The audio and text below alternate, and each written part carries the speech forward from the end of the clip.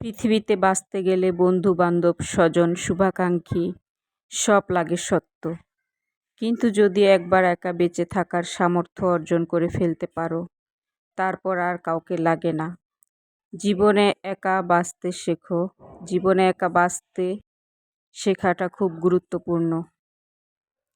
জীবনের সব কিছুর সাথে একা লড়াই করে দাঁড়াও। দেখবে জীবনে অনেক সুন্দর। তখন আর কাউকে এত গুরুত্ব দিতে হবে না। ভালোবাসতে পারবে নিজেকে সবার আগে। কি কথাগুলো ঠিক বললাম কি না? হ্যালো এভরিওয়ান, আসসালামু আলাইকুম।